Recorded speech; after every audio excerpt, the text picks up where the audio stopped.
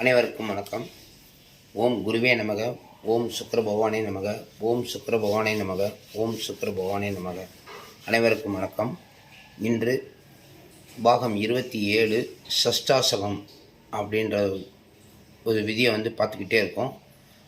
வேதை, அந்த சஷ்டாசகத்தில் வேதையின் ரகசியம் அப்படிங்கிறத ஒரு விஷயத்தை பார்க்கலாம்.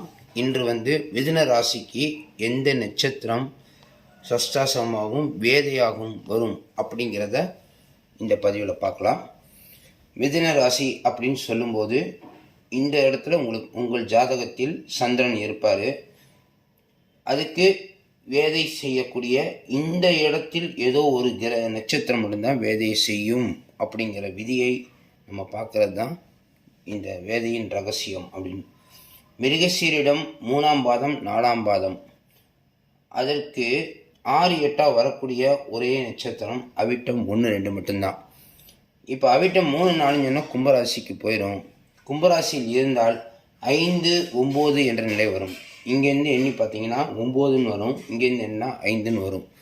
அப்புறம் எப்படி 6, 8 சஷ்டாசகம் எப்படி வேலை செய்யும்? இது பொருத்தம் பார்க்கும்போது இந்த ஒரு முரண்பாடுகள் ஏற்படும். இப்போ மிருகசீரிடமும் அவிட்டம் போட்டிங்கன்னா ஒரே ரஜ்ஜுவாக வரும். ஒரே ரஜ்ஜுவை வர்றதுனால மொத்தமாக அவிட்டு 3, 4ஆம் பாதம் எடுத்தால் கூட அது ரஜ்ஜு இல்லைன்னு வந்துடும். இல்லை இப்படி கூட எடுத்து பார்க்கலாம். மிருகசீரிடம் 3, 4 பாதத்திற்கு திருவோண நட்சத்திரம் போட்டால் கூட ரஜ்ஜு இல்லைன்னு வராது. ஆனால் இங்கே நீங்கள் சஷ்டாசகம் சொல்லிட்டு எடுக்க மாட்டீங்க.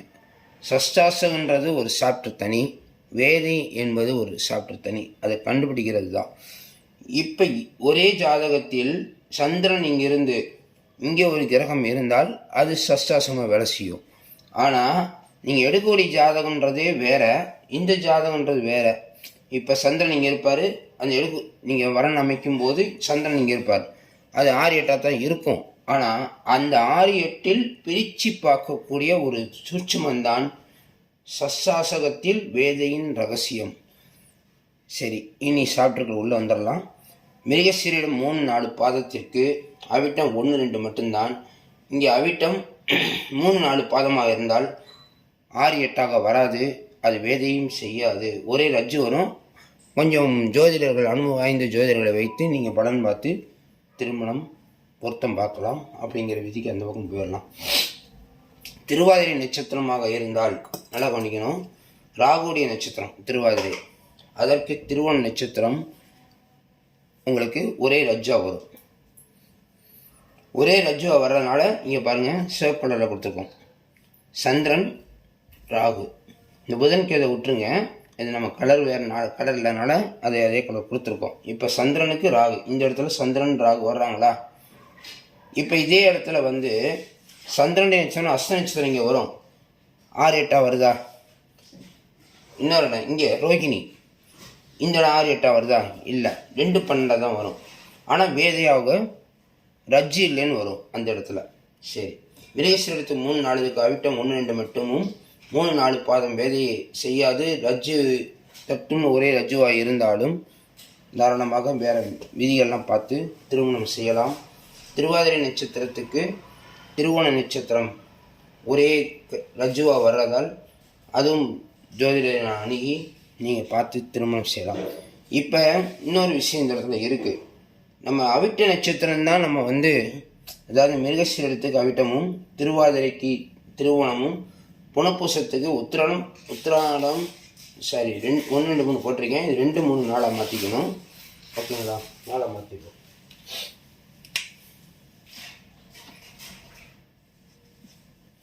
ஓகே, இப்போ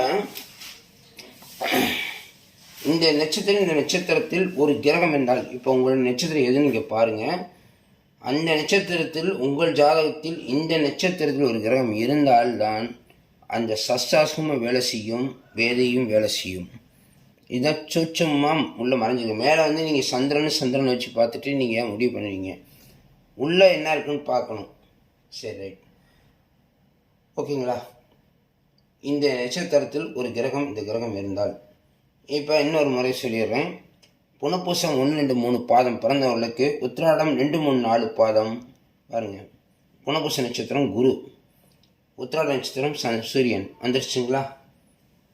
சரி, இப்போ இந்த நட்சத்திரத்தில் உள்ளவங்களுக்கு இந்த நட்சத்திரத்தில் உள்ள நட்சத்திரங்களை சேர்க்கும் போது ஜோதிடரை அணுகி பொருத்தம் பார்த்து சிறப்பாக இருக்குமான்னு பார்க்கணும். ரைட். சஷ்டாசகம் இந்த நட்சத்திரம் வந்தால் வேதையாகவும் மாறுறதுக்கு ரகசியமும் உள்ள அடங்கியிருக்கு. இந்த நட்சத்திரம் ஒரு கிரகம் இருந்தால் நல்லா கவனிக்கணும். இதெல்லாம் திரும்ப திரும்ப நான் சொல்கிறதுக்கு காரணம் என்னென்னா, இப்போ இங்கே சந்திரன் மட்டும் நீங்கள் பார்ப்பீங்க. இந்த திருவோண நட்சத்திரத்தில் ஒரு கிரகம் இருந்துச்சுன்னு வச்சுக்கோங்க. இப்போ எப்படி கூட எடுக்கலாம். இப்போ உங்கள் நட்சத்திரம் 3 ஏதாவது ஒரு நட்சத்திரம் கெஸ் பண்ணிக்கோங்க. அந்த இதுக்கு மிருகசீரம் வந்தால் அவிட்ட நட்சத்திரத்தில் சந்திரன் இருப்பார்னு வச்சோம்னா ரஜ்ஜு இல்லைன்னு வரும், வேலை செய்யும்னு சொல்லலாம். ஆனால் அதே நேரத்தில் இந்த இடத்துல சந்திரன் 1ஆம் பாதமோ 2ஆம் பாதமோ இருந்து இன்னொரு கிரகம் ஏதோ ஒன்று இருக்கலாம்.